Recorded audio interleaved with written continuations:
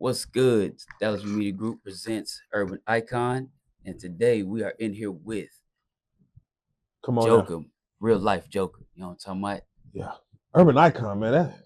Hell, Yeah, bro. that's big. I mean, shit, that's what y'all do, bro. That's big, man. Like at the I end like of the day, so let's run the rap sheet. You know what I'm saying? We got real life street stars, right? Yes. You know what I'm saying? Who's hosted interviews all from everybody from Jaguar Wright to Mark Cuban to 607 Unk to the Booty Warrior. You know what I'm saying? Yeah. Like, Shout out Fleece. yeah, you know what I'm saying? Like, y'all have given a platform to a plethora of people. You know what I'm saying? Yeah. And I want to touch on that. You know what I'm saying? How it affected you guys as well. You know what I'm saying? Coming up together. Yeah. You know what I'm saying? And also, another thing I want to point out. You know what I'm saying? Like, you got a nice little following yourself, bro. You know what I'm saying? I think Man. last time I checked, you were like 83K on YouTube. Yeah, no. It's not, you know what I'm saying? That's not an easy feat. No. You know what I'm No, saying? it's You know what I'm not. saying? It's not. So, It's you gotta be a content creator yeah. to get almost 100,000 people to even tune into you. You know what I'm saying? And I mean, to keep people interested in the way that the content is coming out, and also to be able to, you know what I'm saying, do it yourself. You know what I'm saying? Yeah. Not just rely on the crew. You know what I'm saying? But also to, you know what I'm saying, to hone in on your own part of the craft of it. You know what I'm saying? I appreciate that. Yeah. You know what I'm saying? So let's start way back. You know what I'm saying? Way back. You know what I'm saying? By the way, 607 Unk, shout out 607 Unk. You know, you getting exclusive because he had just came on the platform. He's like, if you want to learn about YouTube, holla at Joker. Real shit. And he won line. I gave him some game that he couldn't explain, that put him in the paint, and I did that for a lot of folks. So he was speaking some real stuff. He, like he said, I might cut it out, but nah, I think I'm in a place where I can own it now, where I've kind of learned what people call algorithms and YouTube and how to kind of attack this game. So shout out Unc for just even putting that out there. And he was telling y'all what it is. Man, to be honest with you, bro, it's more than just YouTube. You know what I'm saying? You got a nice little following on TikTok, Instagram.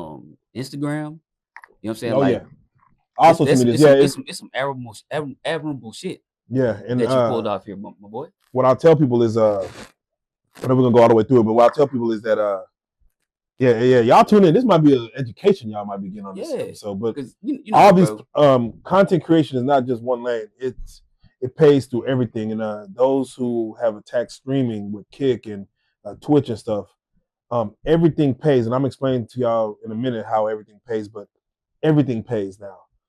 So don't just be like, I'm a YouTuber or I'm a Facebooker, I'm an Instagram model. No, you should be attacking everything because it all has revenue dollars that it'll send out. So, you know what I'm saying? Let's start back when this wasn't a thing, right? Yeah. So when did you guys come together and start doing the whole real life street star, the whole real life street stars thing? Because that's to me, that was the very first thing that you guys attacked the scene with before y'all actually made the production company. Am I correct? No, it was a production company first, and I'll kind of give the quick story. And if you have any questions, I mean, 20 time, I'll give you that. But no, so we, of course, and shout out my people, shout out Dallas View, shout out Little's Pierre, however y'all know him. But technically, we all just were friends that grew up in North Dallas, which is Dallas, Texas, Northeast Dallas. Skillman, Adelia. We have people like Pookie and Lucci, North Afghanistan, Mo3, Lil Will, my Dougie. Shout out to Will, a lot of guys that came from that area that we were coming up with, and we were rappers ourselves. So we started a clique. It's about 9 of us, maybe 11 of us, called the Deca Boys. We just want to be rappers. We just young 17-year-old kids, 16-year-old kids. We just want to be rappers like everybody else. So we started a clique called Deca Boys. And what we noticed was that in order to kind of make it, we didn't have the funds to be able to record, shoot, pay for videos, pay for studio time. So we created our own studio.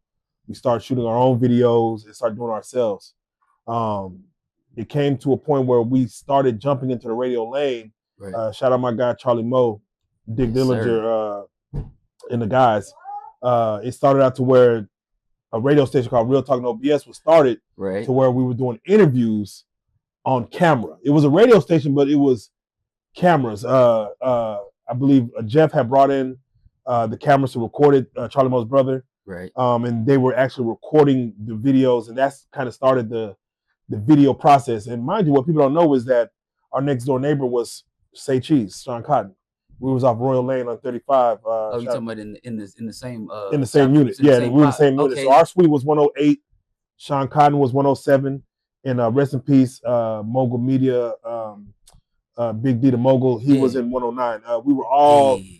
three next to each other. So we were all thugging at the same spot. Man, you know that's how crazy that was, bro. Because I had That's no idea that I was right next door to Sean yeah, Cotton. Like, no one knew who everybody was going to be because we were all new. right. Sean Cotton was like, I remember he had Mo3. I think he had Puka Leroy come in one time. Mm-hmm. We don't know these. Like he used to have people come into the studio to do them. So we were right next to him doing our own interviews. We had brought in like I think the biggest we had at the time was damn, I can't remember. Damn, probably Damn D or somebody. But local legends. So Right. that started. That ended, due to internal affairs. You know how it happened. You try to do something. Yeah. Something lasts about a year or so, and it ends due to whatever. So we just branched off. We Right. branched off. We were calling ourselves Reallyfe Productions because we were shooting music videos. Right. I And remember that. Reallyfe, before it was Productions, it was Reallyfe Records. So Because y'all were really caught fire with the booth. yeah, with the booth, That we was started doing the booths, and we started pulling up on people doing because we learned the camera so well. We started pulling up on people doing interviews, doing we call them street vlogs. Yep. We started doing rapping on the blocks. Of course, if people see that Mo3 interview, that Mo3 interview. Real Life Street Stars wasn't created. The one that we had where Mo3 standing on Forest Lane, sitting on the green box, Right. just telling the story. That was just still real life street vlogs. Man, And that again, green box, bro. that green, yeah, come I got on, my man. own stories about Come that. on, everybody know box, about the green boxes, man. You ain't got talking that's about- where you post up at. Yeah. That's where you post up at. So yeah, it went from Reallyfe Records, which was a few of us on Reallyfe Records, to Reallyfe Productions, which was a few of us doing videos and photography. We had Booth Boys as well doing I photography. remember Booth Boys. Yeah, we was pulling up to events, pulling up to clubs, just taking pictures, getting out the mud. $5, we'll print them out. Mm-hmm. And then finally, after Real Talk No BS fell through, we kicked off Reallyfe Street Stars. Now, let me ask you ahead. about Real Talk. No, I'm sorry. No BS. Yeah. No BS. You know what I'm saying? Because that was Charlie Mo. That was Charlie Mo. He was hosting those. And that was his brainchild and him and his people. Yeah, you know what I'm saying? And it seemed like at the time that y'all guys were really invested in it and the music videos. What do you think happened to where that one didn't pick up to where Reallyfe is? Because to me, that's what Reallyfe was supposed to be. Correct. Like Reallyfe Street Stars was supposed to be. That's what Reallyfe was supposed to be. So I mean, I wanted to see like. No, I'm gonna give it real. And I want the guys to come out here to refute this. Now, mind you, we just had Super Bowl Sunday. Right. I was just with the guys that started that. Shout out Sir James, Dillinger. I was just with Dillinger, Mario the Plug. Of course, Charlie Mo. That's the bro. What happened with that was, and again, I'm gonna tell my story what I feel it is. I might be all the way wrong, so I'm gonna start by saying I might be all the way wrong, but what happened was they were doing interviews for free like everybody else was doing, and people just pull up. Right. Then they try to make it a business to where they get paid to do interviews, where someone, you build it up where people see it like, oh, I want to be on that. So I believe they got their first paid interview for like $300. Nice. Yeah, which is back then for someone to pay you $300 to do what you would normally do for free. That's amazing. And I think what happened was that money, it was just a breakdown of, when money come into play, who gets what, egos come in and things of that nature. And that $300 interview ended what Real Talk No BS was, because the conversation of money comes up now. So it's all about, well, what do you contribute? Yeah. So a lot of, people, having a conversation about money within friends and family and brothers and stuff like that, sometimes it can become a heated argument. Yep. And other things can come out that get said that ain't supposed to be really said. Right. And you will see how a person really feels. So the introduction of money to that platform caused some type of conversation that messed up everybody. And I wanted to touch on that because you're about to go into Reallyfe Productions, right? Correct. You know what I'm saying? And this became the money maker. You know what I'm saying? Like, well, the money maker at first. I know we didn't see $1 for 6 years, but go ahead. No, I mean, you know what I'm saying, and talk about that. You know what I'm saying, Yeah, like talk about those 6 years, and because for some people, you know what I'm saying, they just find out about y'all, and y'all are who they find out about overnight. You know what I'm yeah. saying? And one thing I'll say is this: is the thing about Dallas, Texas. Mm-hmm. Um, RIP DGs, Dallas Gentlemen, because it just closed. It's very hard to find an element or business in Dallas that has been around so long. You have something like K104, which is a radio company. They're not going nowhere, of course. 97.9 is a newer company, but They're they've been not around going for a nowhere while. for a while. But Yeah, you have something like what was it called that Skip Cheatham was doing? Flavor TV. yeah. I remember Something Flavor like TV. Flavor TV that is around for 4 years, and all of a sudden it's gone. Right. You have they had a Dance 360 that was happening downtown, dope for 2 years, gone. Dallas had a problem with having an entity that could be around longer than 5 years. Yeah. So we were just like, we're brothers. We grew up with each other. Let's just have something where nothing could break us apart. Right. Money, nothing. Like, let's just have something that's lasting longer than. Let's just do what we love to do and have it last. So after Real Talk No BS fell off, we did again a Mo3 interview on the porch or in Forest Lane. Mm-hmm. One day we had bought a studio just to record music out of off Skillman and D, our home, North Dallas. Shout out. We bought a bigger studio. That light wall you see, that Real Life Productions, like that Real Life Street Stars light wall, we bought that from a Playboy photographer. His name was Brian Mills or something. He was working out of Dallas. Shout out to Brian Mills. Yeah, I remember that. yeah. He was he had a studio off 35 that he shot like the Rose video, Pookie Lucci, but he had a whole studio, but he had a light wall. He sold it to us for $800. We couldn't afford it at the time, so we had to go draw our account negative just to pay for it, like individually. Like, Right. we got to get this light wall. We had didn't know what we're going to use it for. This is our thing, though. This is our thing. Like, we didn't know what we're going to use it for. Like, Yeah. we just need it. It's a light wall, like, because we're music videos. It's beautiful. At that time, we're shooting videos and we're doing photography. We're like, Yeah. we need it. So we get it. We have a studio that's 2,000 square feet. Mo3 comes in there and does an interview in one of the office buildings on what was originally before the blue couch. It was a tan couch. It was just a couch like this, just tan. In the in the store, not the stores, the warehouse. In the warehouse. Yeah. So it was Mo3. He did the interview in a little office like this. And he's like, bro, let's go do it in front of that light wall. Like, let's go take some pictures. Like, let's go do the light wall. So we did it. And then, as I tell people, Mo3 is one of our, let's just say he's our first interview on the couch. And if you ever go back and watch that first Mo3 interview on the couch in front of the light wall, we didn't know nothing about lighting. All we did was turn the lights on. He's dark. So our first few interviews, you couldn't even see nobody because we didn't even have no front light. But that's what it was. So we did the Mo3 interview. My partner Rook, shout out Rook. Shout out to He was like, man, we should call this something. He's like, man, we already Real Life Records and Real Life Productions. And he was like, man, the lights look like stars. We should call it Real Life Street Stars. And that's the birth of Real Life Street Stars. Charlie Moe, who was with Real Talk No BS, his voice is iconic with that channel.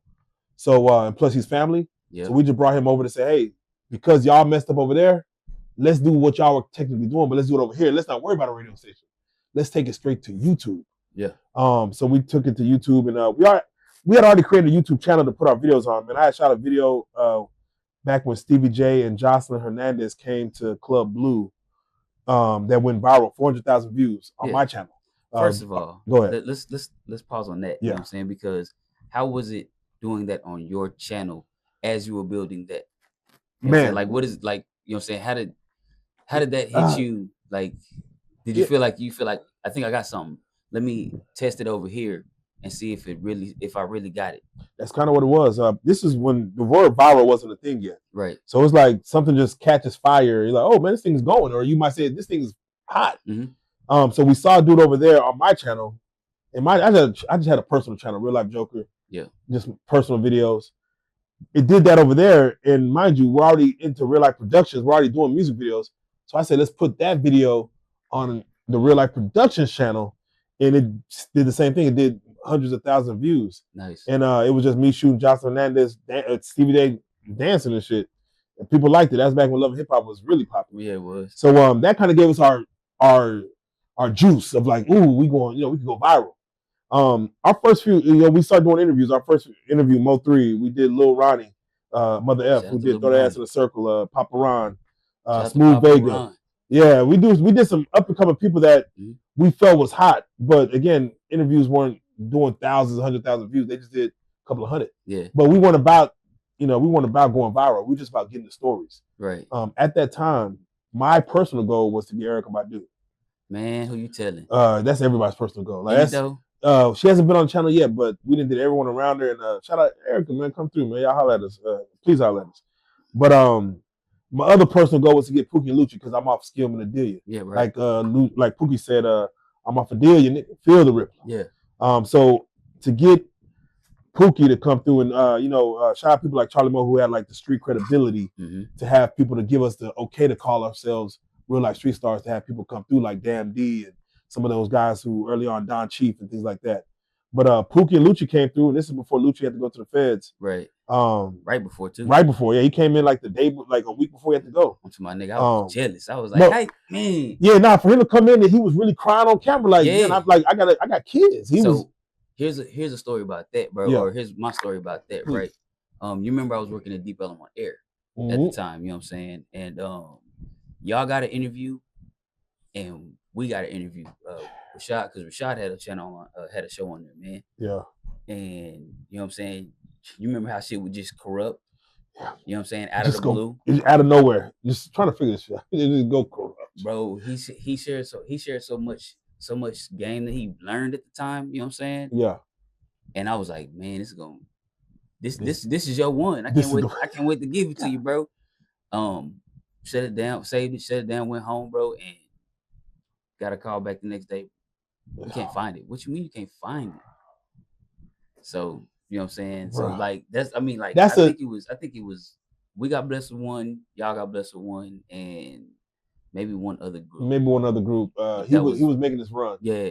But he was he was standing silent like some people told in that situation. He was just so upset that some people told. So our neighborhood hero Lucci had to go sit down. Pookie's still free, but and I would say this: it's amazing to have a podcast at that time to where he went in. He had a 4-year bid. Right. He went in, and we were still around 4 years later for him to come out and say, "Wow, I'm home 4.5 years later. I'm gonna come back on there and do an interview afterwards." I'm like, that told me a lot. Like, wow, we're here for a real reason, right? Because we're getting real testimonies to where we worked through his bid. Like he did a whole bid. Yeah. We were sitting around, but shout out to those guys because we would be nothing if. And this is again, I'm gonna give people game. When you start a podcast, shoot for the stars. Don't shoot for the stars. Try to, a lot of people who are famous rather help a new podcast out than one that's already established and doing hella views. That's what they want. They want to get paid. But if you're a new podcast, I promise you, maybe someone like even Denzel Washington will just one day at a humbug. If you hit him the right way, he might be feeling a way just to bless the next man. Mm-hmm. He might come sit down on your podcast just to surprise the world. So shoot for the stars. Aim for the heavens. That's what we did. We aimed for the biggest stars in Dallas that we saw. Yeah. And we never looked back. So don't see like I'm gonna start small and then I'm gonna hopefully grow in a year. No, go big from the jump. But that's what we did. Real Life Street Stars started getting traction.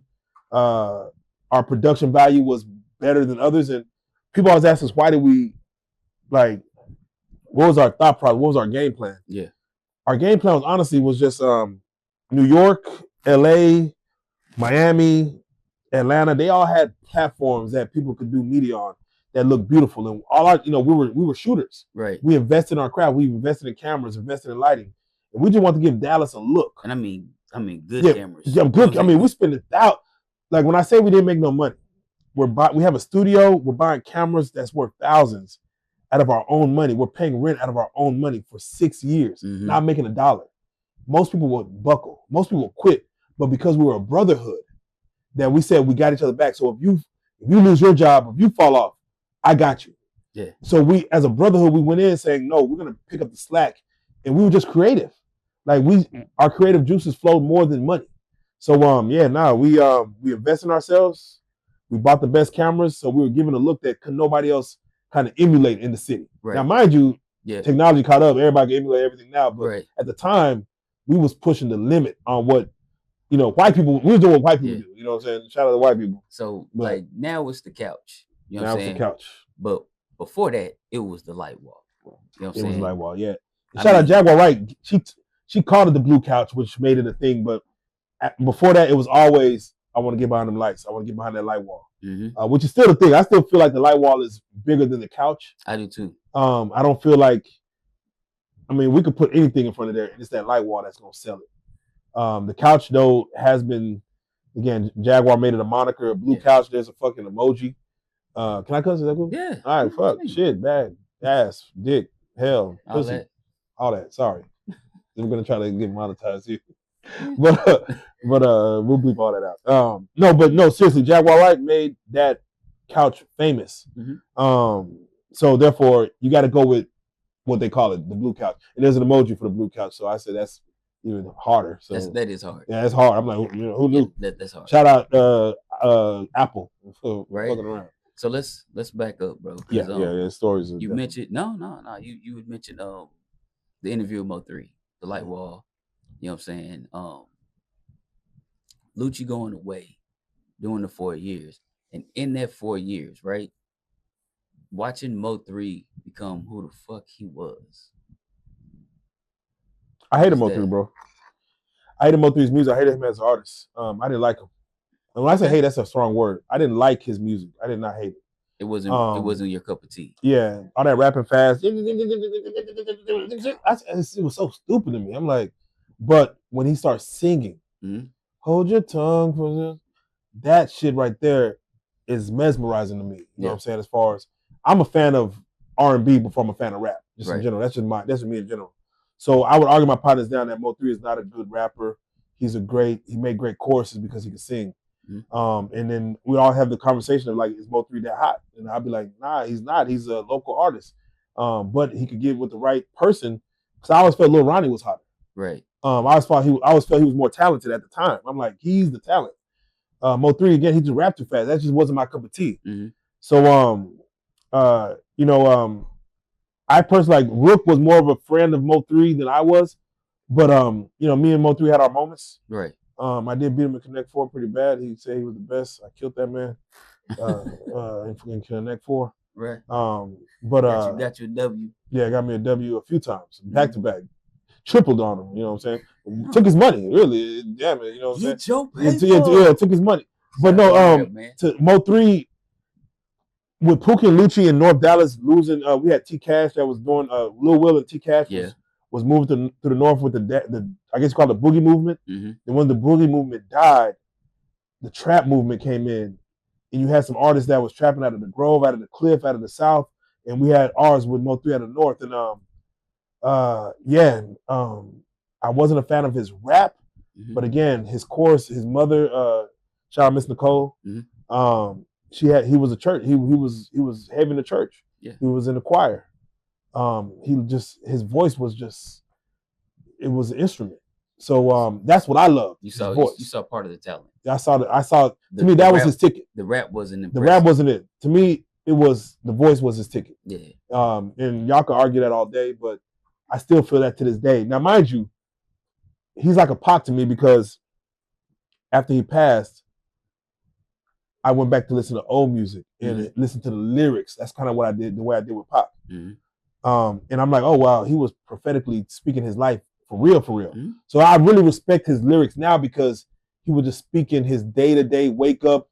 He just telling you his life, not no made-up life, not no for entertainment purposes only. Right. He just basically speaking what he knew. So I respect the lyrics more now. Still don't like the I still don't like it, but the delivery the delivery wasn't it. I respect him more. Yeah. But as he said, he was a fan of Pookie and Lucci. And Lucci was a fast rapper. Yeah. So he was a fan of Lucci. So I respect it even more now because I'm a fan of Lucci. So because I mean, to me, it seems like, you know what I'm saying, Lucci went away, you know what I'm saying, and it wasn't like it was just Mo3. I mean, we was talking about Stub, we was talking about T Cash, you know what I'm saying. Of course, we still talking about Will, Dosky G, you know what I'm saying. We was talking, you know what I'm saying. We was talking about a whole bunch of people. I went to school with Dosky G, man, before his North Dallas run with Pookie and Lucci, man. I went all 4 years. Yeah. Dosky's really from Florida. And if y'all don't know, Dosky has a song in Dallas. Just Google "She Bad."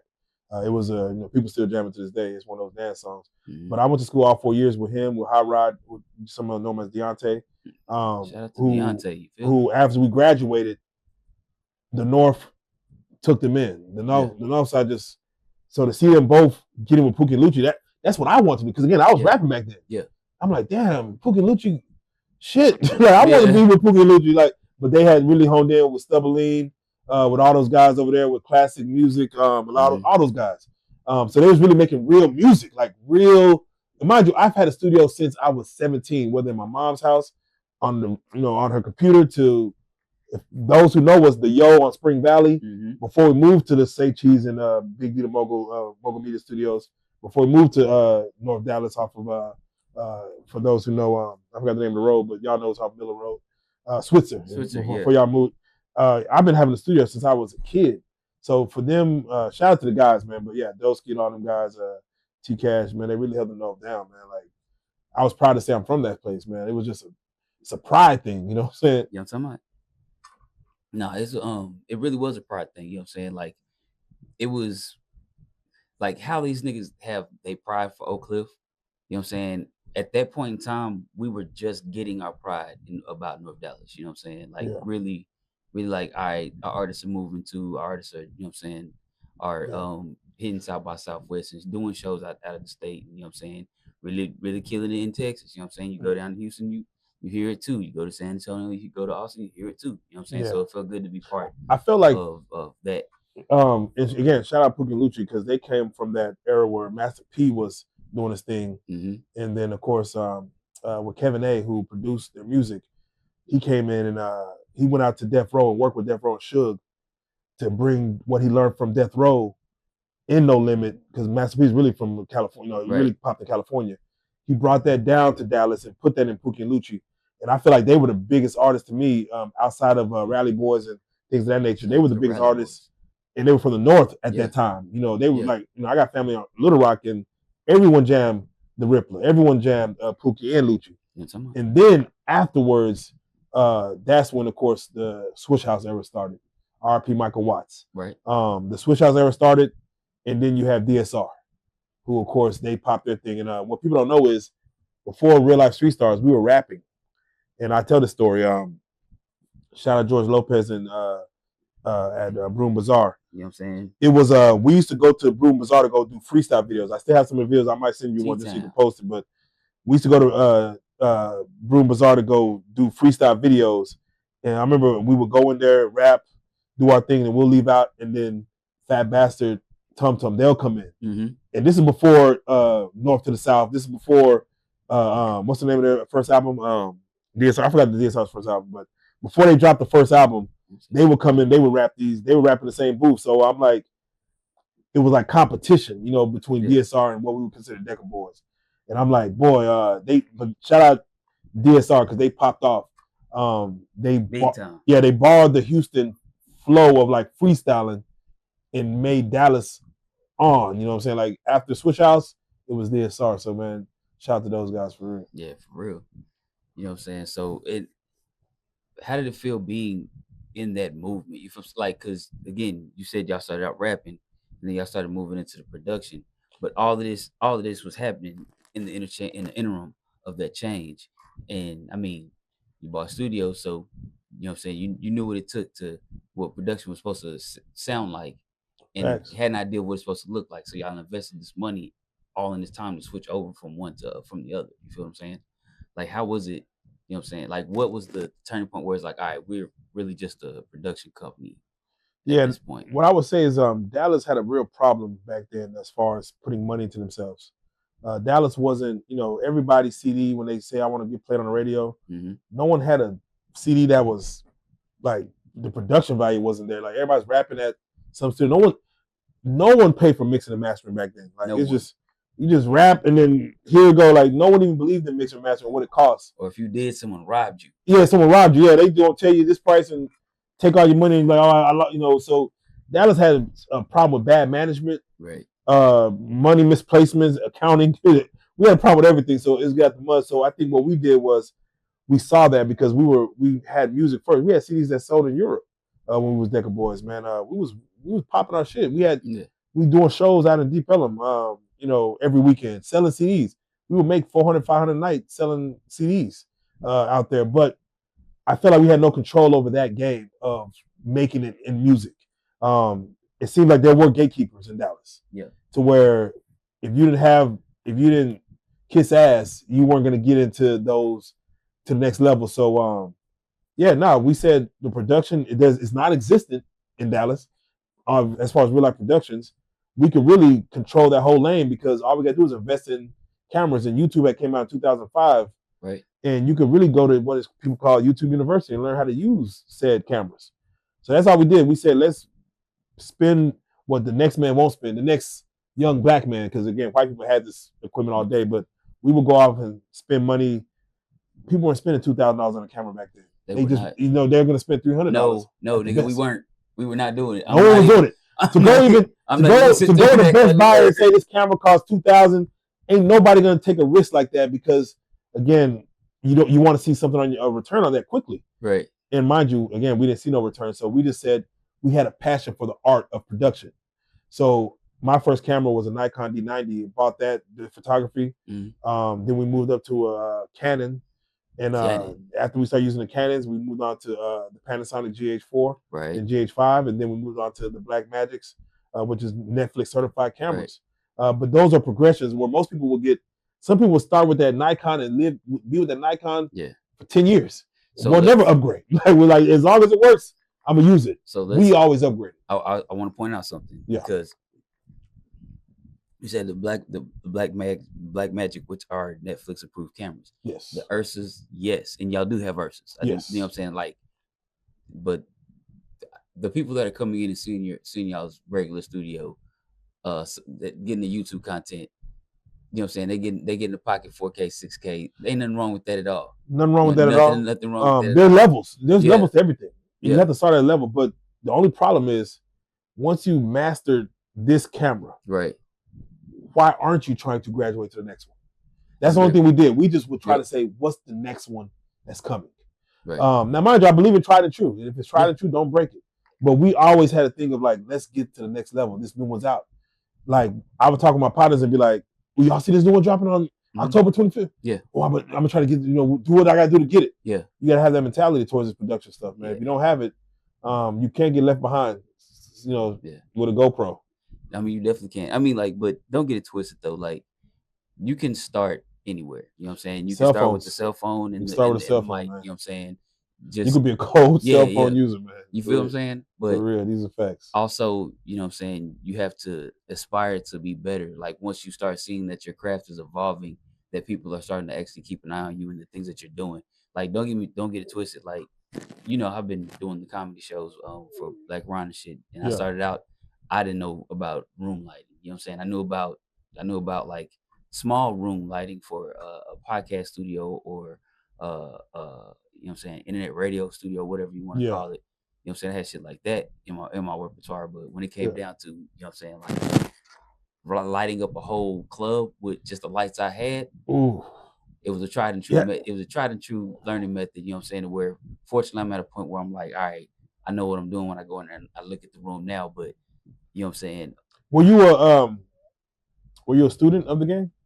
Were you trying to learn? So when I started, no, because I started out rapping. Shit, you know this too. Yeah, exactly. We all started on the same path. Come on, I started out rapping. You know what I'm saying? Figured it was hard as fuck to get beats. So I turned around and started making beats. Gotta make your own beats. That's how we. After I started making beats, I was like, well, shit. Fruity Loops you was on, or were you on? Yeah, FLC, of course. Okay. Yeah, we were pre-me over here, baby. You know what I'm saying? We were not pro Logic. Shout out Soulja Boy, because he made $1 billion off of Fruity Loops. You know what I'm saying? And that was amazing at the time too. You feel what I'm saying? But my progression into this was it was a gift. You know what I'm saying? Like, I was literally knee deep in the streets where I was not supposed to be. Yeah. Standing next to somebody I was not supposed to be with. And they were like, "Hey man, we started an internet radio station. I know you got the money for it. We ain't charging no $25 an hour, so I know you can do an hour. Come on. Tell me about doing that." And I was like, hell yeah. Come on in. You know what I'm saying? Hell yeah. You know what I'm saying? Linked up with my people, Chris P. You know what I'm saying? Shout out to him. And also Hey, shout out Derby Studios. Got a brand new studio just opened up on a high rise. Yeah, gone over and shut Yeah, on a high rise. Goddamn it. Got a high rise, goddamn it. Goddamn. Let's go. Yeah, you know what I'm saying? Y'all be on the lookout. We got that one coming next. You feel what I'm saying? But you know what I'm saying? Like, my progression and y'all's progression. So hold on, you would start out. It was a chance situation with you. Yeah. Like this was so Yeah, happenstance. yeah, you know what I'm saying? Wow. And oh man, the beautiful thing about that for me is when it came down to it, um the homie that put me on, you know what I'm saying, he was still living his life. He wasn't really trying to be a part of that. He was just the investor. But the other one that I linked up with, Jansen, between him and Chris, you know what I'm saying, I got to learn how to do all of this, you know what I'm saying, and make this work to the point where when it was time to go independent, you know what I'm saying, it wasn't a break in my system. You know what I'm saying? I got to take the Dallas view with me and, you know what I'm saying, move along with kind of it. go with it. You know what I'm saying? What I will say is this is if you're gonna do anything inside this entrepreneurship world, how it came across you and how I came across, you have to be a student of this game, man. You have to be wanting and willing to learn and constantly learn, because this game constantly changes. Yeah, it does. And to say that you don't know the new thing or you ain't up on the new, it's almost like getting updated on software. You got to keep getting new versions of yourself.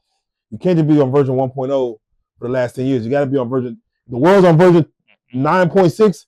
Why are you still version 2 of yourself? You got to be on version 9.6 with the rest of the world. Well, what I say is this: it'll make you do it. You know what I'm saying? Like once you invest yourself, when that computer crash, yeah, you know what I'm saying. Once you invest yourself into it, you know what I'm saying, you start seeing like, I could have did this better. You know what I'm saying? I see a different. I see what I did, and I like what I did, but I could have did this better. You know what I'm saying? And you start improving as you go along. I will say, I personally, I have a self expectation of myself. I know what looks good. When it comes to production, I know what sucks. I know, and this is me.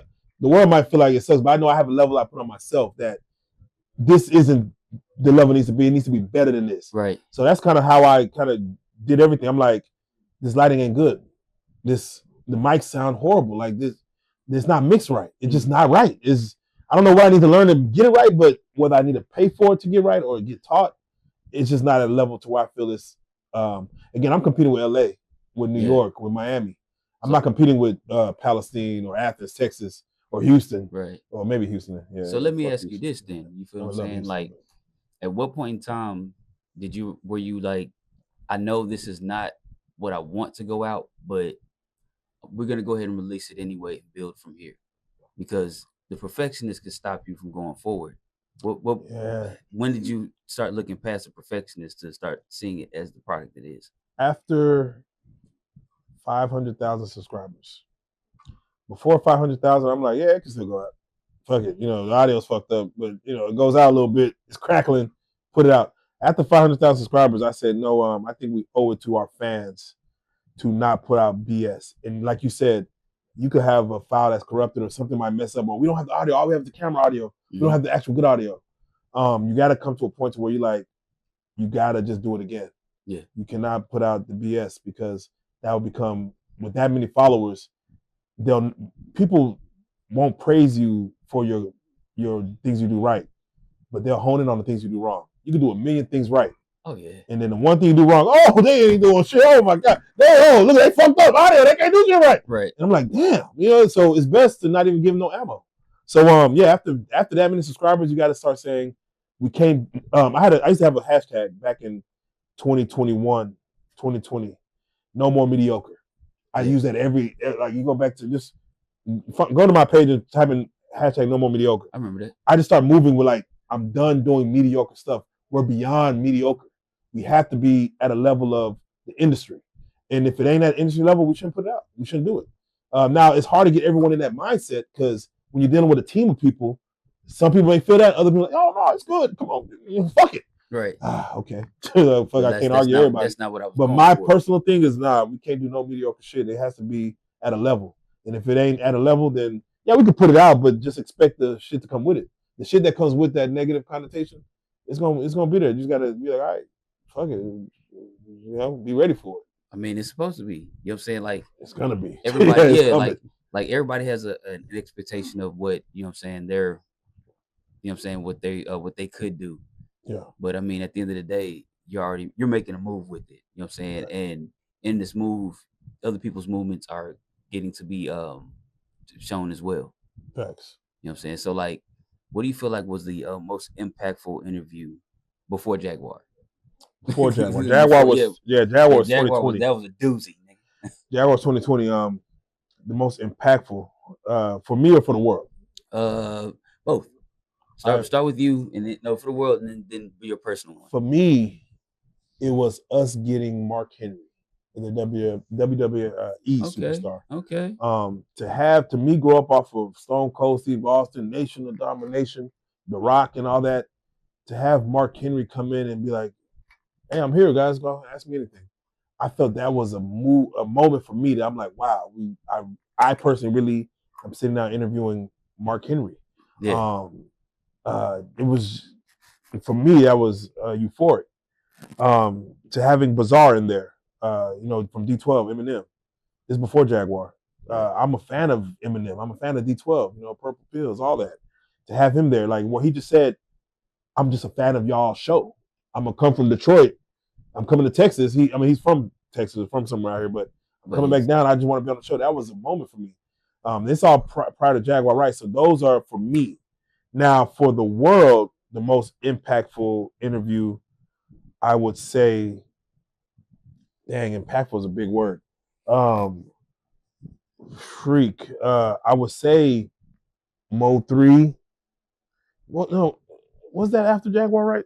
Was the Mo3 No Dallas interviews after Jaguar? Eh, it maybe was it was before. I think it was before. Let's just play with that. If it was before, to have Mo3 come in there and go against the North Dallas OGs as Mo3 is rising, and there's this whole thing in Dallas is beef or whatever it is. For him to come in the next day, it let me know that the world was like, wow, we saw Say Cheese say Mo3 can't come to North Dallas. Then the North Dallas OGs come and speak on it in y'all platform. The very next day, that's what taught me about timing. Because Mo3 pulled up on me, and I was working at a job for an insurance company. Right. And he just pulled up on me in the parking lot saying, "Man, I saw that thing y'all just dropped last night. I'm gonna come in tonight, and I want to get my get back." So I'm like, I want to get my get back. He's like, yeah, I got something to say. I was like, bet. Yeah. Then also, can I shoot a video there? And I was in the 221 video, right, that he shot there. But he's like, I also want to get a video, but I need my get back. So for us to get that the very next day and then get home, I'm like, we got to edit this up immediately. Yep. To put it out the next day, it taught me about timing. As far as if you're in the algorithm and something's bubbling, you could get another interview and have it back. It could backdoor it, and timing could be a big factor in the algorithm. Right. So that was probably the most impactful because he came in, he popped this shit, and it started a whole slew of interviews from Say Cheese coming to T Cash to everyone had a conversation with that. Everyone, everybody had a comment on that. That was our first million view interview. It did 1 million views, and I'm like, wow, we actually had something that the world is reacting to. And Mo3 never spoke to me about that interview again afterward. He just kept doing his thing, but I know he probably felt like that put him in a level of not just music, but socially, the world loves who Mo3 is when he speaks. Yeah. But that was probably the most impactful because that let me know that an artist could go beyond music and be a character and be big. So that was dope. That was dope. So seeing that, because I agree. You know what I'm saying? That was probably the most impactful one before Jaguar. Yeah. There's of course there were some debatable ones. Oh yeah, come on. But seeing that unfold as you know what I'm saying, as somebody who's just giving somebody a platform to speak their truth. You know what I'm saying? How did the outcome impact you? Man, and y'all as a whole, like, because I know you have an idea of what everybody else had kind of going on in their mind a little bit. So mind you, and I say this, that Reallyfe didn't start making money until 6 years in. We started in 2014 of November. We didn't start seeing money until after COVID. Maybe people were locked indoors and just wanted to watch interviews. Maybe we just, I don't know what it was, but we didn't start seeing like real money until after COVID. But when you watch that interview with Mo3, and you look at that couch and you see Mo3 who's no longer here, you see his best friend Bubba who's sitting behind him who's no longer here. It made me realize that what we're doing is we're getting people's legacy. This is going to live beyond people's life. Right. This internet, this YouTube thing is going to be probably around for 100 years, or even if it's not YouTube, it's going to be in some form of fashion, something. But we're getting people's testimony while they're alive of what people are going to dissect when they're gone. So people now Mo3's gone or Bubba's gone or whoever's been on the couch is no longer here. You can see what we're doing is we're providing something that their children can watch, Right. their children's children can watch, And get it and get kind an of get an idea of that. how their father was or how Yeah. their, what did he was he funny, was he this, and that to me it kind of hit me like, wow, we're actually getting and pinning something that's gonna stand the test of time. Yeah. And I started looking at content differently, where to me now, even for me and my legacy, someone could go on and hear my voice for thousands of interviews and kind of understand, what my thoughts was or how I would react to things. And this is going to live way past me. So it made me start looking at things like on a broader scale, a bigger picture, if you don't mind. To where, that interview, now when I look back at it, it probably is the most impactful, the most meaningful, because an artist that at that level lost his life, and people probably wonder who he is. And if you don't know who he is, you listen to music, but you can also go watch and see who he is. And that was say, really wow, him. Yeah, that was really that him. was really him on a day to day. So it's like I can see that now. So catching those moments and capturing that's big. That's huge. That's huge. And again, shout out Dirt Beast in the studio. Shout out Dirt Beast, man. Come on, man. So as far as like the I don't want to call them repercussions, because for y'all it wasn't really a repercussion. You get what I'm saying? Right. But the tragedy that it turned out to be, you know what I'm saying? Do y'all feel like people gave y'all a role that y'all didn't have? Do y'all feel like there was a role that y'all had in it? You know what I'm saying? Like, what do you feel like? What I learned is with media, you do have a responsibility. They call it journalistic integrity and things of that nature. They don't call it that for this, but you do play a role in media when you get both sides. Sean Cotton, he felt this a lot because even he threw us in it. Like, hey, didn't Reallyfe do this? And you do kind of go through this back and forth. Like, yeah, you're getting one side, you're not getting the other. And we had Roy Lee. Shout out to Roy Lee. Shout out to Roy Lee. Our rest in peace, Roy Lee, man. Shout out to his kids as well and to his girl.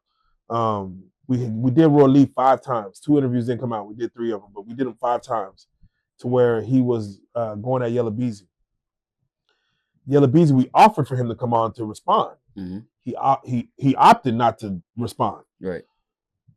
So Roy Lee just kept coming back. I mean, like, shout out PMG because other entities came and spoke on it. Jose Bodega, I forgot what's the name of the feds, but Ben Franklin. A lot of people came and spoke on the situation, but Yella Beezy never did. So what you learned is that, yes, people will look at like, hey, it looked like you're taking sides. It looked like you are choosing sides. So with Mo3, us getting North Dallas OGs and Mo3, that was mutual. Like, hey, y'all got both sides. Cool. Yeah. Whoever Mo3 spoke on, if he said your name, we allowed them to come on. Cool.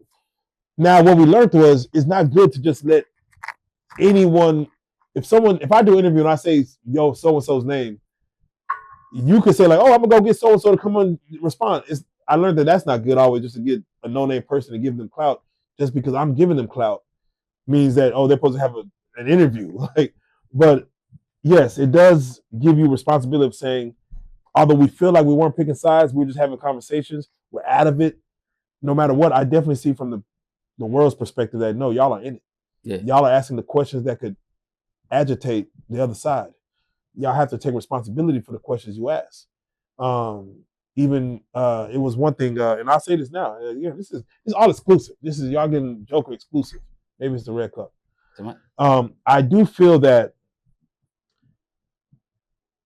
we had a responsibility and a part to play in that Yella Beezy Roy Lee beef, because Roy Lee was saying something about Yella Beezy not being from where he's from. Where it was both 3 not being from McKinney. Right. Yella Beezy ain't where he's from. He from Lancaster is what he said. Right. And on our end, we're laughing at that.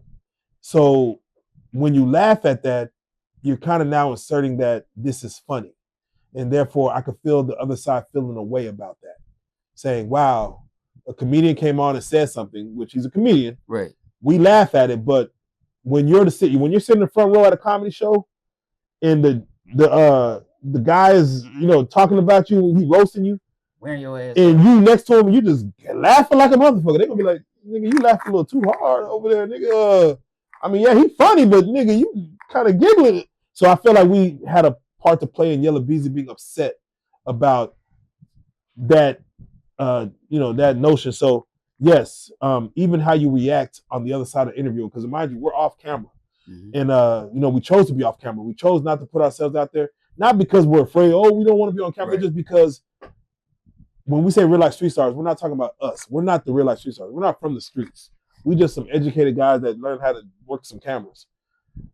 It's about the person sitting on the couch that is protecting the host. They're the street star. So they're the person that when we say real life street stars, they're the stars. So we are not trying to inject ourselves, but at times we can. And again, being off camera, it's kind of like hiding your hand a little bit. So I do feel like that, that played a little bit of a part.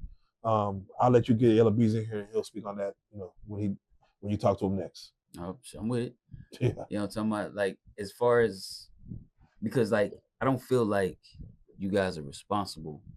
I feel like people had. No, I don't feel responsible. No, I mean, yeah, because I mean, people were making it seem like the media was responsible for what's going on with these guys. And it's like, nah, these guys are they really are acting their ass, bro. Yes, they were acting like, I mean, the media is not responsible. So here's how it works. The media is the vehicle. If a guy is drunk driving, how much do you put blame on the goddamn car he's in? Do you put blame on the car a person's driving? Oh, he was in that Tesla. The Tesla's at fault that he drove into a house and killed the kid. No, it's the person driving that vehicle. The media is the vehicle. We're not the responsibility. Right. It's the responsibility of the person we're talking to. They can say no to every question. They absolutely They can say, no, I don't want to answer that. Or, hey, man, skip that. I'm not trying to answer that. If they're in the moment and they're feeling, well, yeah, then they're responsible for what comes out of their mouth. We're just a vehicle to put it out. We're going to get you there. Yeah. Wherever you're trying to go, we're going to get you there. So if this message you're trying to have get out, we're going to get that message out. Yeah. We're the vehicle. I don't think the responsibility needs to go on the vehicle of what puts it out. It definitely does need to fall on the individual driving that vehicle. But there are schemes and games and things that play in the media. There are headlines and titles that you could say, I didn't say that. Somebody just called me today. Right. And I do Prison Stories 101. If y'all didn't know, I do Prison Stories 101. Y'all go check the channel out. But he said, Joker, man, that title that you put on my prison story insinuates that I'm gay.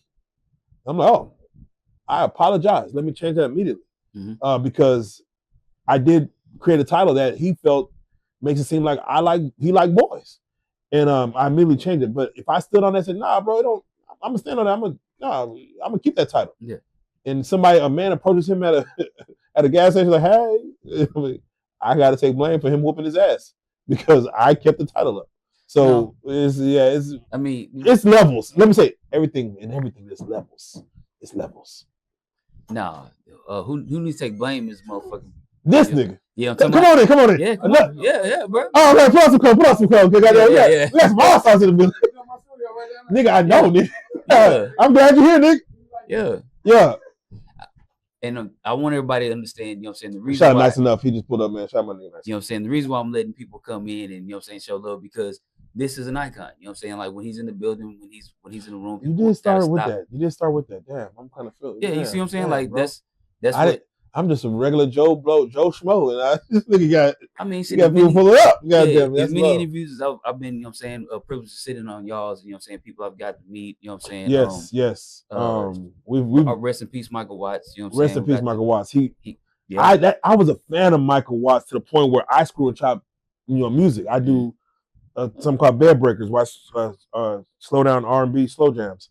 And him and OG Ron C, not even Screw. It was Michael Watts was the person that inspired me to screw and chop music. OG Ron C, fuck action. And to meet the man that you try to emulate, those are blessings that I can't even, you can't even explain that. Like I'd be geeked up. I'd be geeked out. Like, damn, I'm actually in the room with this person. And to say he has my number and I have his number, I can call him and he's a friend. And wherever you see me, hey, Joker, man, what's up, man? Real life street stars, man. That was a blessing. And that this thing that we do provided that. So, you're right. Yeah. The history in Dallas and what we do in real life is very rich, man. It's like a spider web. The network of people that everybody touches is really, we should be documenting all this, bro. I ain't gonna lie. Like, because this needs to be a documentary. And to be honest. So which begs me to ask you the question, you know what I'm saying? Remember how people were always like, we need to be more like Houston. We need to be more like Atlanta. We need to be more like, you get what I'm saying? Yes. I don't believe that that's our issue as far as the area that we're in. I mean, it's so much amazing shit going on around here. It's hard to impress. It's hard to impress, but no, I do believe. Sorry, I'm gonna bust your bubble. I do believe we need to be more like Houston. I do believe we need to be more like Atlanta. And rest in peace, Michael Watts, because he saw a vision. I feel like Dallas, Texas, Dallas Fort Worth, and we're doing so much better now. Mm-hmm. Shout out to the Big Extra Plugs, the new Dallas, the Go Yayos, the Mo3s, the LaBeezys. I felt like Dallas had a problem with creating stars. I always felt Dallas was a consumer city. Yeah. We would consume Houston, Atlanta. We'll be, like, oh, that's Atlanta. No, we're gonna take it. We're gonna swing and bang and screw. We never really created our own culture to where we actually produce something that the world takes from Dallas. We just seem to consume what the world is. That's why they say Dallas is a top 5 market, because I feel like we consume so much of the world to where it's a melting pot. I want to see Dallas produce stars outside of Erykah Badu. It's a one every like 5 years. We don't even see it. Well, so I felt the other cities had a better opportunity to produce stars versus Dallas. I beg to differ a little bit, only because DSR really did their thing in helping us create our own. I feel like DSR stole from Houston. I used to listen to Freestyle Kings a lot. Mm-hmm. And mind you, I say that because we mimicked, when we were younger with Deca Boys, right? We mimicked Houston and Freestyle Kings. I didn't came down, I didn't swung on my screen. That was a Houston thing, or at least an Austin to Houston thing, to where Dallas, to me, with DSR, they just took that, and even Swish House came in and embraced it. Oh, we're gonna screw DSR. And I'm like, why didn't we have our own thing? Like, why we? So it wasn't until Lil Will, GS Boys, when we started Boogie Movement, that was ours. Then we shot ourselves in the foot because we felt it wasn't gangster enough to boogie. Like, Boys was, shout out Big Spain. Big Spain went to jail. He was an ambassador of the boogie. He went to jail. Lil Will stopped even doing Dougie. He stopped being worried about that. Lil Will got gangster. He like, I ain't worried about that no more. And T Cash started moving towards the trap movement. But I feel like we know Will. Will's all. No, he's not been bad. He's not been badass. But I mean, Will was always gangster. He's always down. The Dougie he was not. That's why he had Big Spain dancing for him. Because Will wasn't about to be in there popping and locking it. Shout out Soulja Boy, came through. He repped it. Dougie, shout out Dougie Fresh. He came through and repped. But Will was not the dancing nigga. So it's like he'll pop. He'll pop and lock. But it wasn't that. So I feel like we shot ourselves in the foot when we had Rainwater would say this because he used to manage him and I forgot who, but Mr. Hit That, all the guys, they went out to Hawaii with B Hamp and everybody, Trail Lee and Prince Rick. They all went to Hawaii with this boogie movement, and I don't know, it was like everybody supposed to get $2,000 and niggas about money again. Niggas fucked up the movement. Came back from Hawaii, everybody like, fuck everybody. Mr. Hit That, they wanted Mr. Hit That versus, the guys who sung the song Hit That whole Trail Lee and Prince Rick. So it's like niggas got in their heads and we shot our own movement in the foot where I'm like, that's what Dallas owned. Now mine just coming back. Shout out Johnny Damn D with Murder Bid.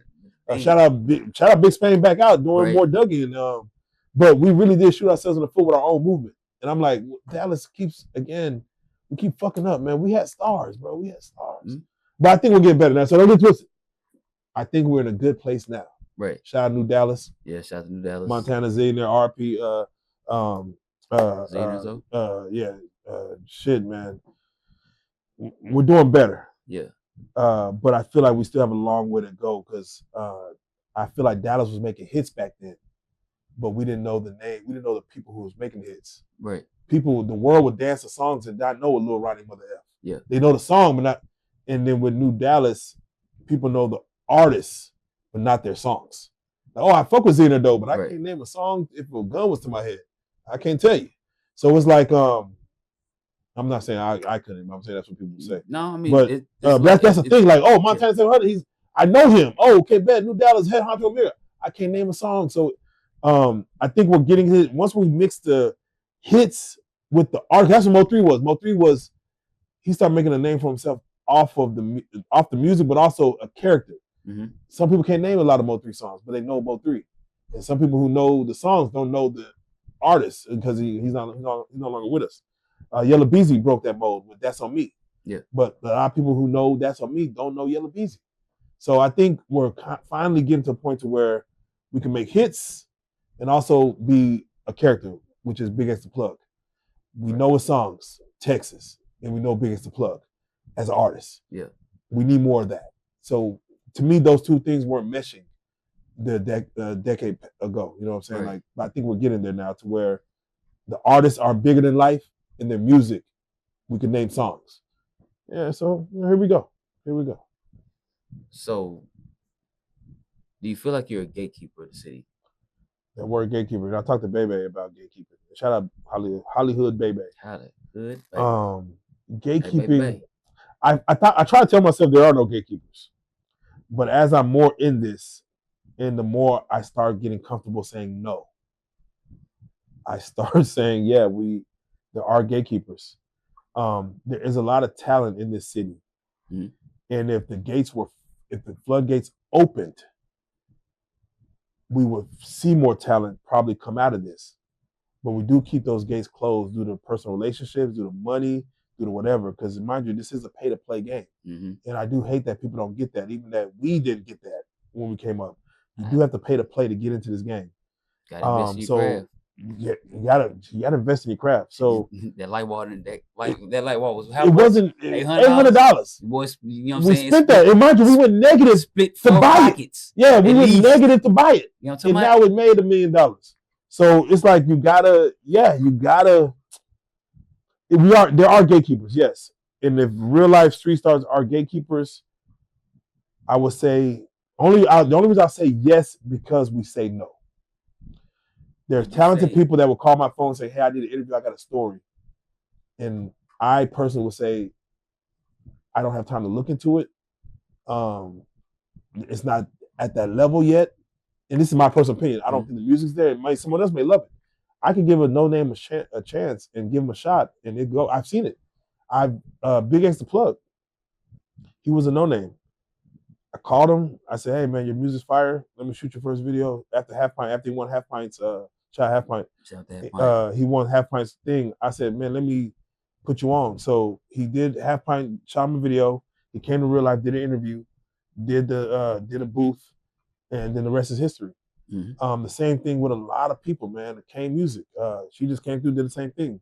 I did a booth with her, 600 with Big X, signed her after that. So I could do that for a lot of people, but I pick and choose. So yes, I will say there are some gatekeeping aspects into what I do and to what we do. So so would you consider yourself a gatekeeper or a tastemaker? Someone that helps the people, you know what I'm saying? Like kind of like a DJ does. Helps people check the temperature of the water, you know what I'm saying? See what's good for the crowd, where the crowds are for the people, shit like that. Or is it just I can open up the gates and let people in, or I can keep them locked out? I would say both. In a music sense, yes. We are tastemakers. We know what's hot. Or me, I can't speak for anybody else. I know what's a good music. I know what good music is. I have proof of the pudding of what I put on to know what was good music. As far as gatekeeping with interviews, that too. Yes. I could say there is a character there to unlock. And we could spend time. And so I'm just giving y'all a game. When I look at interviews and people say, I want to interview, I look at like Street Fighter or Mortal Kombat. Yeah. Is this a new character that can be unlocked? And will the world take to this character? If there's not a character aspect to you, I don't really want to talk to you. I personally want to do it. I don't want to know your story. Is that nice? It better be nice. Who's this red Silverado? Well, I don't know the red Silverado. That's not it. I'll buy it. Right. Your character be a new character being unlocked. Yeah. I would want a new character to be unlocked. And sometimes I do see characters in people, but I'm like, do I want to unlock it? Yes or no? So yes, there's a gatekeeping aspect to that. But I have to kind of see the character. I got to kind of see what someone is, man. I mean, yeah. Fuck yeah, man. Yeah, we're gatekeeping, man. Fuck it. Shit. Close it. You got to be. Wait, don't you feel like shouldn't Dallas be selective on who we make the next star? Yeah, but We also, don't want no dirty nigga but also, making shit. but here's the problem, though. You know what I'm saying? We have so much art musically out there. You know what I'm saying? That it's hard for us to hear it all. And you know what I'm saying? So it doesn't seem like there's a proper funnel It to is get hard it to hear it from. all. I ain't gonna lie. There's too much music out there. You know what I'm saying? And it's so you're the right. DJ, I the could DJ just can't support that weight. yeah, They try, but they can't. so you see how like a Dr. Dre feels. Everybody trying to hand him a CD. Dr. Dre, listen to me. I'm the best. It might be a chance meeting where you might have got him on an off day at a coffee shop. Be like, let me listen to that. Mm-hmm. He might find the next Dr. Dre. But most times he ain't gonna want to hear nothing. He like, bro, I don't want to hear no music. I don't want to talk to just nobody. I don't want to do interviews with, bro. Yeah, you 22 and got a story and got an interview, bro. I may not want to hear it, and you might have the best fucking story, and I skip over because I'm just tired. So yeah, you're right. That's a problem. We got to fix that. Make more street stars. Or you know what I'm saying, help these stars get on different platforms to get.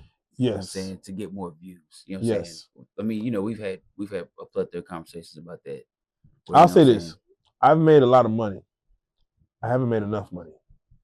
I would like to make enough money to where I'm so comfortable to where my job is just philanthropy. Right. Helping out the no names. Right. I want to get to that point. So y'all help us get to that point. y'all go subscribe. But I want to get to that point to where my job will be like Dr. Dre or something, or Jay-Z, and just I'm so fucking rich that my job is just to help out the new people coming up. Mm-hmm. I'm not there yet, so I'm still looking at talent from a microscope versus a big ass lens. Right. I'm trying to find the best to help myself out, our team out, our city out. I'm not at a point to where I'm just trying to help any person, just give them a shot. It's not a talent show to where 30,000 people get to go and we're going to find the best 5. I don't have time for 30,000. So find me the best 5 quickly. I'll let the others filter through that. Have you seen anybody that you felt like you missed out on? Like you could have took them to a different plateau? Ooh. No. No, man. In this city, there's not a person that is on that I haven't tapped in with. Mm-hmm. I never talked personally to Zia Nardone Montana 700, but I always supported them. I gave head honcho Amir some advice back in the day. Mo3, Yellow Beezy, Trap Boy. I spoke to them all before the fame. Charleston White, Jaguar Wright, 607 Unk, Terrence Gangster Williams. All these characters that people love to hear, I've spoken to them personally about where their careers could be if they just hone in. I think if you talk to any of them, those who love Jaguar, just if you ask her, what does Joker mean? If you talk to Charleston White, hey, what does Joker mean? Talk to 607 Terrence Gangster, the people that we've had, they'll tell you me personally, like, if, they'll say, oh no, he's a very integral part to why I am who I am today. As far as they go off and be, bigger than what Street Stars is, because Street Stars is just a stepping stool to get to a bigger plateau. Yeah. I believe that they'll say that that there's something there. So I don't know what the hell your question was, but I hope I answered it. Yeah, right. Because I mean, like y'all talked to so many people, bro. You know what I'm saying? Y'all talked to billionaires. Yeah, that's crazy. Shout out Mark Cuban. Right. That's crazy. All the way down to, you know what I'm saying, people getting started and pretty much bringing them on. Yeah, I tell you so. I talked to a puppet, man. I talked to a puppet. Oh, man, nigga brought a puppet in. Yeah. And I was talking to the puppet. I won't talk to the nigga talking for the puppet. I was talking to the puppet. Yeah. That's fucked up. But that lets you know how fucked up it is. How far that pendulum swings. Billionaire to Pinocchio. Shit. The fuck. You know what I'm saying? So here's what we're gonna do, bro. Because I do want to bring you back. I will dig deeper because I gotta get comfortable when ask those questions, bro. Because I feel like you want to say it. I feel like you want to tell it and let it be out there. You know what I'm saying? To where people can stop asking their own questions and start asking the right questions. All right. You know what I'm saying? But I don't feel like this is the interview for that. Not just yet. Yeah. Every interview for everything, man. Listen, I'm honestly, bro. I'm an open book, bro, because um, I've sat with my God, Yeah. Jesus, and I've I've communicated, I've atoned, and I've done everything I need to do to become an open book. And I feel like life is about experiences. For those who don't know, man, I lost my mom back in 2003. Mm-hmm. I lost my dad just a month ago, Yeah. in December 2020. And your stepmother as well. Yeah, and my stepmother, and my stepfather. Yeah. As you know, yeah, again, you've been knowing me forever. So I was just speaking on this, like life is so finite that once you realize that it is finite, uh, it's okay to unlock some of those doors that shouldn't be unlocked. It's okay to talk on some of those things that shouldn't be talked about, because all it is just lessons that need to be told and learned. So with that being said, I've become more okay with things of cause and effect, truth and consequences. It just is what it is. But whether you want to ask things now or on another interview, I'm always open book, man. I got one more for you. Go ahead. What do you feel like? Do you feel like the real life productions that started and the real life productions that's now, do you feel like the kinship, the friendship is still there? So I would say the realest thing that happens with real life productions and real life street stars and the individuals that run the show is that I believe money, ego, life gets in the way of all that. Mind you, what people don't know is everybody in this game is in it for a different reason. All individually as us all. We're all in it for our own reasons. I don't know what everybody else's reason is. My reason, I would tell you, is for legacy. I was never in this for money. I never had a problem with money, like in life. I never had a situation with money. I never had a problem with ego in life. I'm just the most humble person. I'm not big headed. I do think what this industry does, or what this does, is it make you more of what you are, whatever you are. And with the individuals that run the show, again, I'll say this. Shout out to my dog, Charlie Moe. There was, we're all family at the end of the day. We're all friends growing up from, 9 years old. And even a particular situation where when people hear the voice of real life street stars, and they hear like real life street stars, that individual voice, which was Charlie Moe, if people look into that and say, well, why isn't he not there no more? If they ask those questions and ask everyone on the staff, I guess you could say, everyone will probably have a different answer. Yeah. And all those answers wouldn't make sense. It'll all be BS at the end of the day, for what we are, for what we could have been. Like, but then again, if you ask those individuals, you will see that what will be behind that is money and ego most times. Money and ego. So we started this conversation by talking about Real Talk No BS, how that ended. Yeah. And I felt that ended due to money and ego. We've been tested to the levels of Troy, the movie Troy levels. Yeah. Of money and ego that could come into play and take real life street stars away from us, or away from the city, away from things. And mind you, we've been around for longer than 10 years, over a decade. I've heard people say that they used to listen to us in middle school and are now graduating college, and they still listen to us. I can only speak for me personally. I personally could not let ego or money or the lack of or the abundance of come between what real life street stars mean to Dallas, Texas as a city, the state of Texas as a whole. I couldn't let that happen. So I personally, I would get cheated on. I would get, I would swallow my pride of normal things that I would not take to make sure that we are still around. I would say, man, I would lay on the sword that people normally would lay on to say that this needs to stay active, and we need to keep on going on as we all have been going on, because sometimes you have to feel like, you're not bigger than the program. And I don't feel like I'm bigger than no program. Even if I felt I was, I would never make it that I'm bigger than any program. And we're all just soldiers. I'm a soldier in line. So therefore, it's not about the battle, it's about the war. And the war will get won, even if you lose a few battles. So yeah, no, with that being said, I'm talking all cryptic and like, what the fuck nigga you talking about? Right. I'm just saying, we're all tested. So, you ask a direct question, I'll give you a direct answer. But go ahead. We're gonna say that for another time. I want to talk dirt. You know what I'm talking about? Yeah.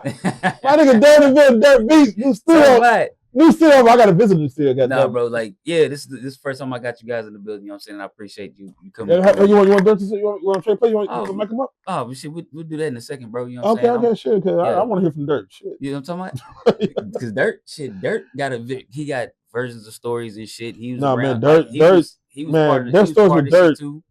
Man, that's what we gotta have a documentary one day. Yeah, bro. Because we've been through the mud, man. It's fucking mud. Mm-hmm. Mud. Shit. Yeah, shit. We were all looking at the same point from different angles, my nigga, and we saw different shit at different times. You know what I'm saying? That's facts. We sit up and have conversations about how this shit played out. We'd be like, oh damn, that's what you saw? That's facts. I must not have been as close as I thought I was. That's facts. Yeah. Over 10 years ago, man. Yeah. That's crazy. That's our Tupac and Biggie. That's decade when you look at it. I'm like, what the fuck? The interview came out 10 years ago, right? Yeah. 2016. 2016. Yeah, I'm like, man, where did time go? Where does time go? Shit. In good places for us, man. Icons, bro. Well, when you said that first, when you started interview off, you said what do you call it, cultural icons or urban icons. I was like, you wildin'.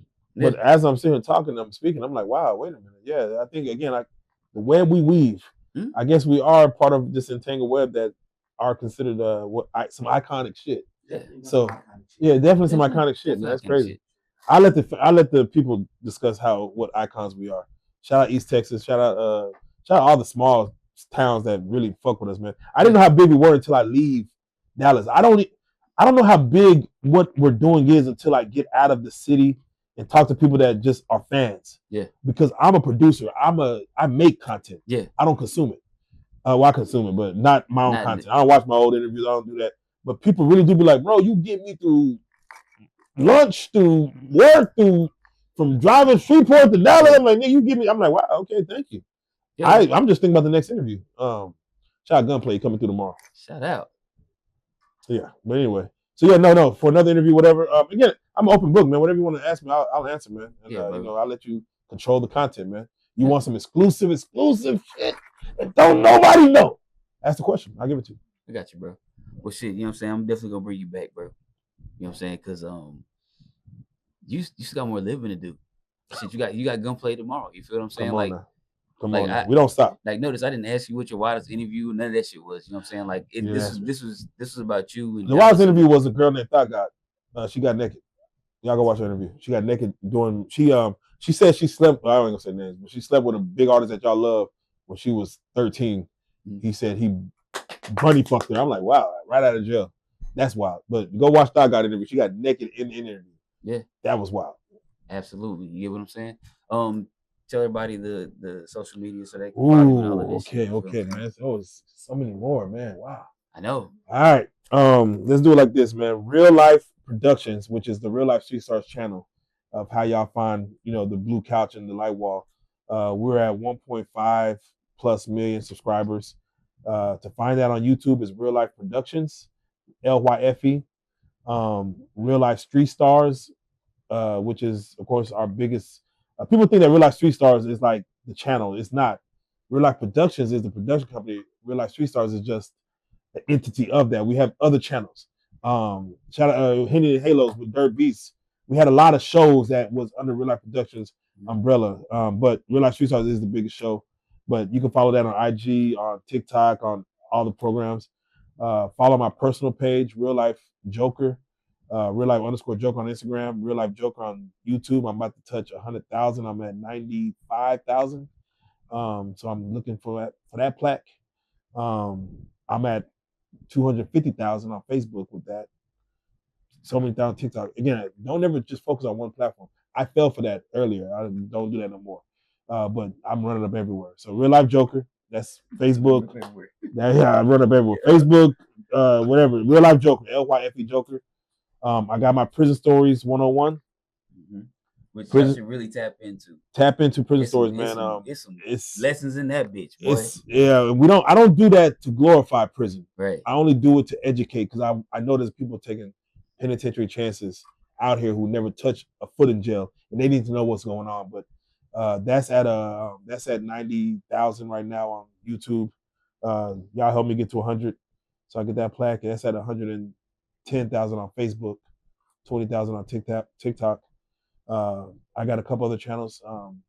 So this is viral. Talking shit, man. Yeah, I held it as long. I held as long as I could do. Yeah, right. So this is viral. That's at 7,000 subscribers on YouTube. I got some shit popping on that channel. Talking shit multi-cam. Yeah, hey, y'all go follow. So this is viral. Prison Stories 101. I mean, goddamn, you know yeah, goddamn. But just go follow. Just tap in Real Life Joke. You gonna see everything. And again, I was gonna gatekeep a lot of the game, but now I'm at a point where I don't mind giving the game to those who want to know. So if you're so fortunate to hit me up and get a response, I'm here to educate, man. I'm here to let people know. And I'll tell you this, man. These social media platforms, this stuff, they don't stop printing money. There's no cap. Oh, you can only make X amount of dollars, in a week or per month. It don't stop printing money, and I will teach you how to get to the money if you want to know. So let me know. The game is to be sold, not to be told. But right now, I'm feeling very giving. So I'm gonna give it to you versus having to sell it to you. So follow Real Life Joker, Real Life Street Stars. Already. Appreciate you coming through, kicking an Urban Icon Unfiltered, man. Urban Icon Unfiltered, man. Y'all know what it is, man. Let's go. Real Life Street Stars. Yes, sir. Boy. I know, right? Right. Yeah, this is how interviews go. That's how I do this thing.